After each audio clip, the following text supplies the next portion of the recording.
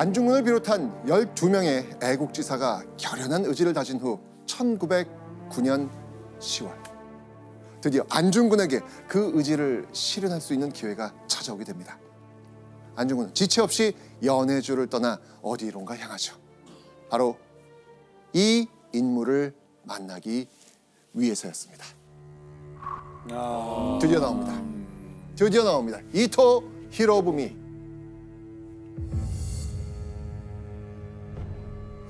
이토 히로부미는요, 고종을 협박해서 을사늑약치계를 강요하고 이 대한제국을 통치하기 위해 설치된 통감부의 초대 통감이 됩니다. 그야말로 일제 침략의 핵심 인물이라고 할 수 있습니다.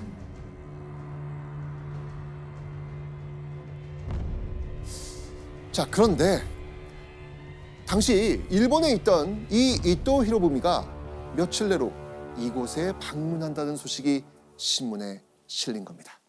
자, 그리고 그 신문을 본 안중근 역시 그 장소로 출발하죠. 안중근이 이토 히로부미를 만나기 위해 향한 곳은 어디였을까요?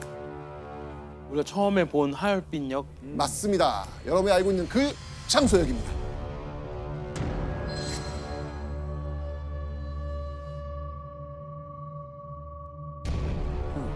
자, 일제와 러시아는요, 한반도 그리고 이 만주를 사이에 둔 일종의 경쟁 관계였습니다. 그런데 이때 일제는요, 러일 전쟁, 그 러시아와의 전쟁에서 이미 이긴 상태였습니다. 자, 그럼 이제 뭘 해야 될까요? 이제 협상을 해야죠. 땅을 얼마나 가지고 그런 거. 그렇죠. 일제는 자신들의 그 세력권 안에 확실히 대한제국을 넣기 위해서 러시아와 외교 협상을 하려고 했습니다. 그리고 이때 만주에 속한 하얼빈에서 러시아 대표와 회담을 갖기로 결정된 인물이 바로 일제의 거물 정치인 이토 히로부미였던 겁니다. 이토를 처단합시다. 우리가 이토를 처단해야 하는 이유는 바로 그가 일본 제국주의의 원흉이기 때문입니다. 이토를 처단하지 않고서는 결코 대한제국과 동양의 평화를 이룰 수 없을 것입니다. 안중근은 이토가 하얼빈에 온다는 소식을 듣고 그를 죽이기로 동지들과 결의합니다. 하얼빈에서 일본의 수상까지 지낸 이토 히로부미가 우리의 문제를 놓고 러시아와 협상을 하러 온 거니까 하얼빈이라는 국제 도시에서 이토 히로부미를 저격하면 그 국제 정치적인 효과 상당히 클 것이다라고 예상을 했던 거죠. 예. 자, 그렇게 10월 21일 오전 8시경 하얼빈으로 출발한 안중근. 하얼빈에 도착한 안중근은 여러 신문을 사서 읽기 시작합니다. 이토가 하얼빈에 도착하는 정확한 날짜와 시간을 확인하기 위해서였죠. 그렇게 나흘이 지난 10월 26일 마침내 운명의 날이 밝아옵니다.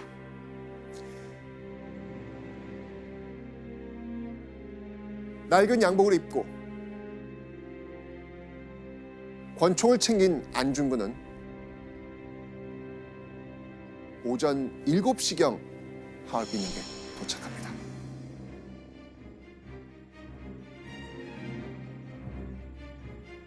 그리고는 9시가 되자 드디어 이토를 태운 기차가 하얼빈역 안으로 들어옵니다. 그 거사 직전 그 순간 안중근은 어떤 생각을 했을까요?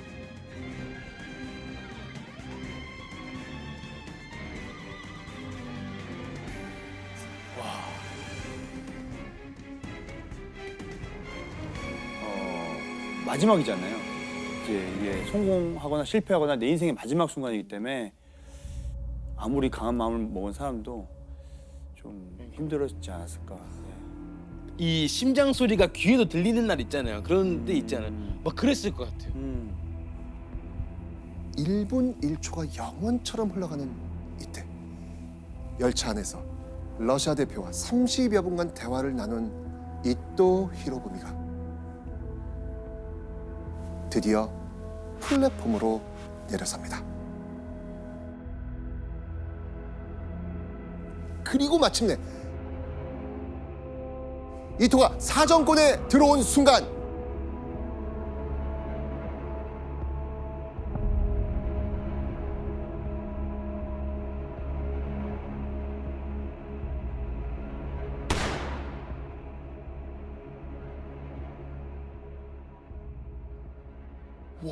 바로 안중근의 저격은 정확했습니다. 이토 히로부미는 피격 직후 기차 안으로 옮겨졌고 약 30분이 지난 오전 10시경 사망합니다. 거사를 마친 안중근은 하늘을 향해 소리쳤습니다.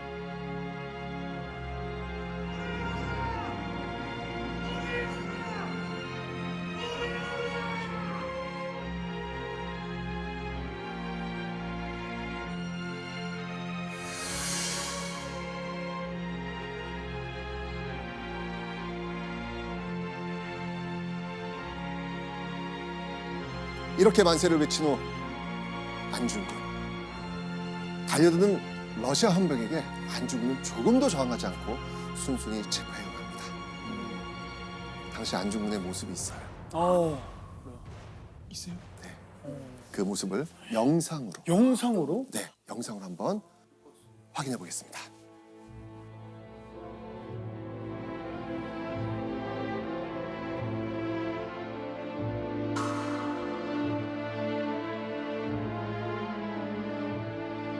지금 거사가 끝나고 끌려 나오고 있는 그런 장면이에요. 지금.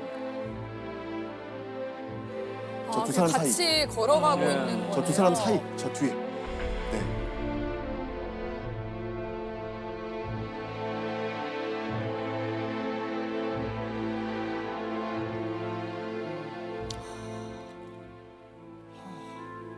어떠세요? 실제 모습을 보시니까 어떠세요? 그냥 그 마지막에 담담하게 같이 걸어가시는 모습이 좀 기억에 남아요. 그렇죠. 네, 너무나 예상했던 결과라는 것처럼.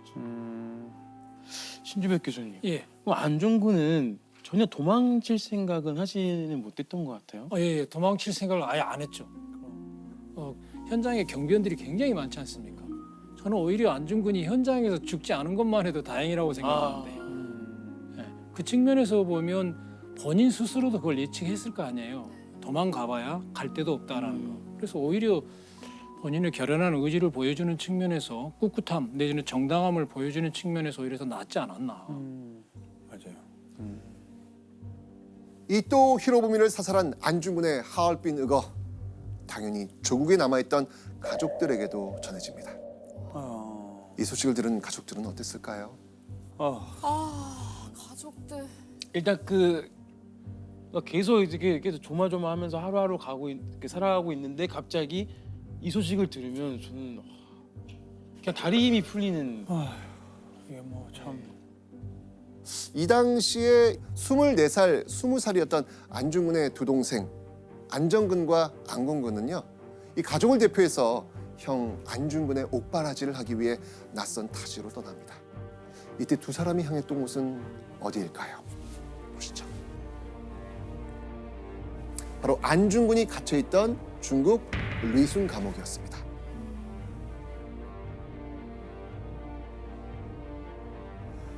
하얼빈에서 리순까지는요 약 900km, 기차를 타고 무려 이틀이나 이동해야 되는 그런 거리였습니다.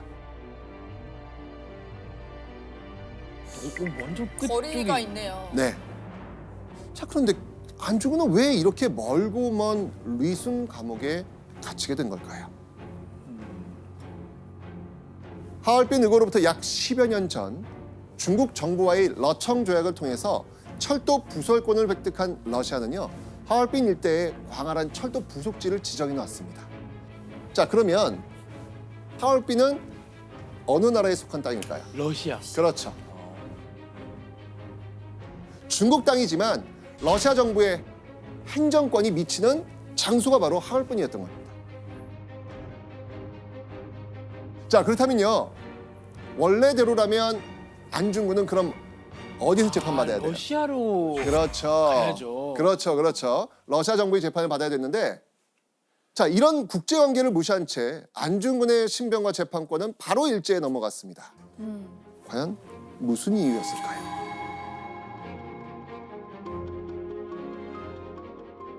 자, 하얼빈역의 경비를 맡았던 러시아는 이토 사망 사건의 책임에서 자유로울 수 없습니다. 그래서 러시아는요, 일제 측의 요구에 따라서 의거 당일 바로 안중근의 신병과 재판권을 넘겨버립니다. 그냥 그 요구를 바로 들어준 거네요. 그렇죠. 지금 자기 행정권에서 지금 일본 거물 정치인이 와서 죽은 거예요.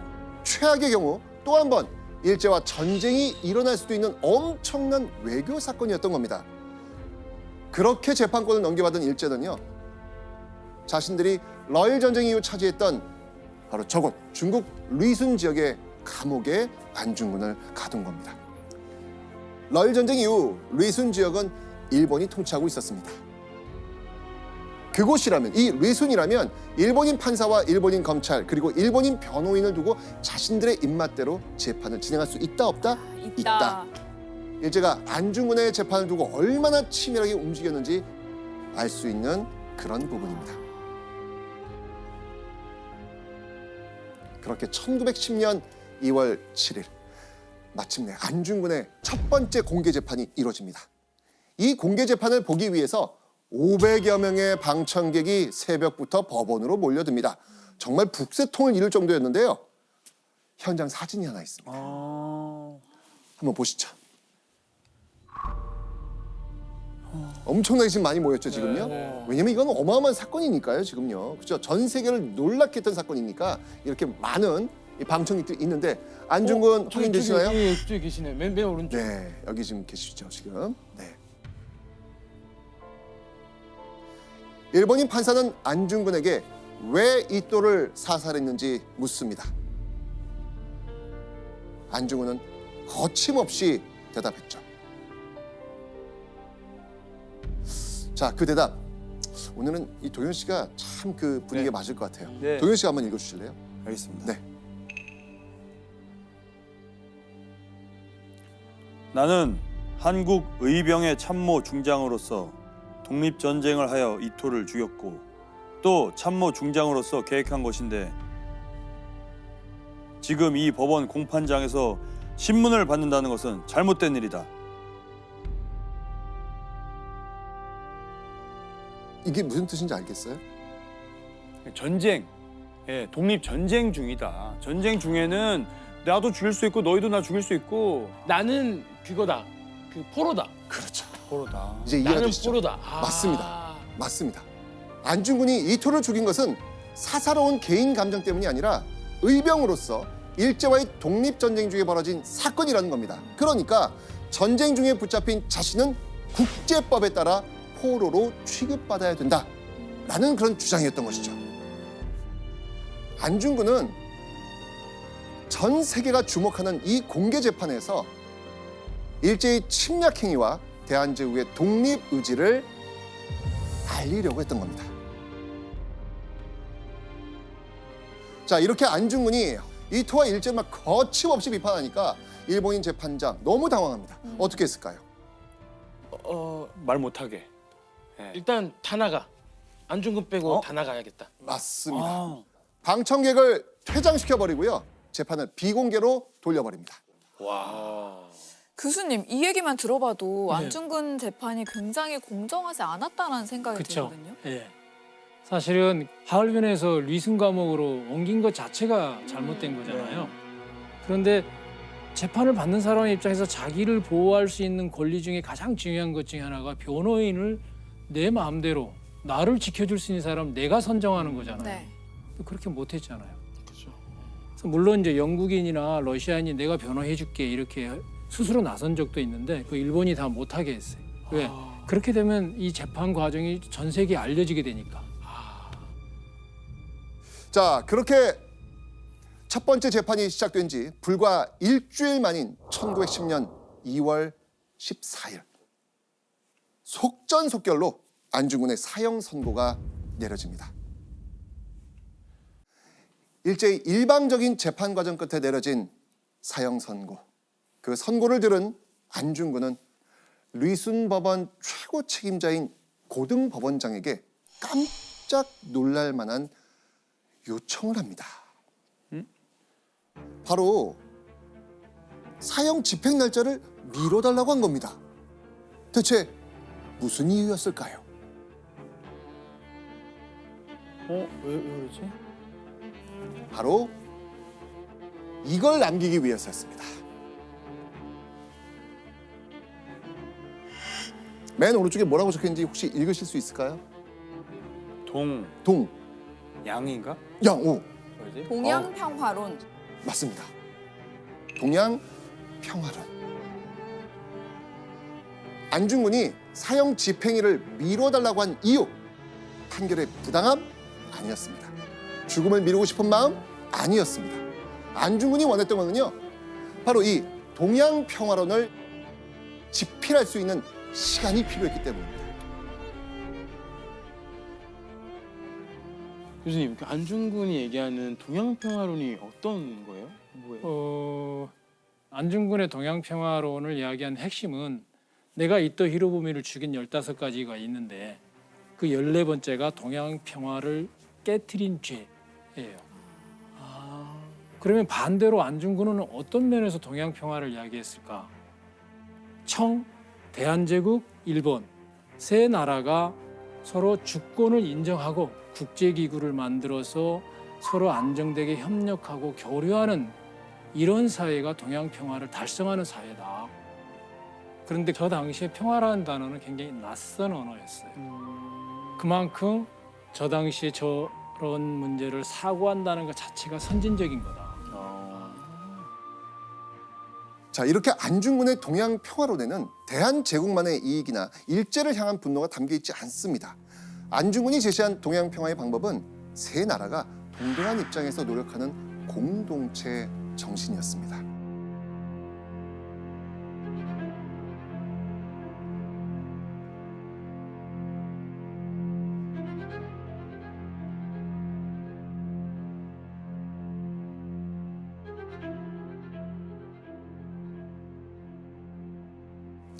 자, 그런데 여러분들 궁금하지 않으세요? 이 동양 평화론이 어떻게 남은 자료일까요? 그러니까 이거를 남겨줄 리가 없을 것 같은데. 그렇죠, 당연하죠. 자, 오늘날 확인 가능한 이 동양 평화론은요, 일본 국립국회 도서관이 소장하고 있는 필사본이라고 합니다. 당시 일제히 전체 법원과 재판관을 통제하던 사법성이라는 기관의 한 일본인 관리가 안중근의 이 동양 평화를 보고 감탄을 하면서 밤을 새워 필사했다고 알려져 있어요.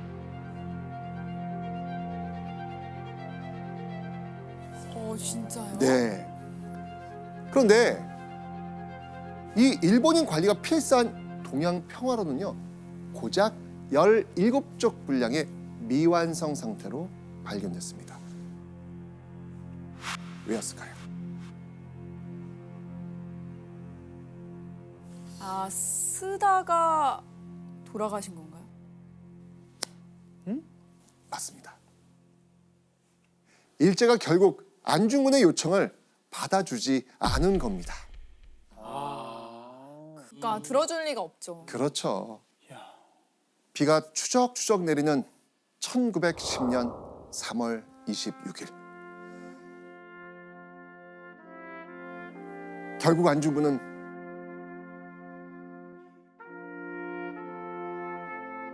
그렇게 형장에서 생을 마감하고 맙니다.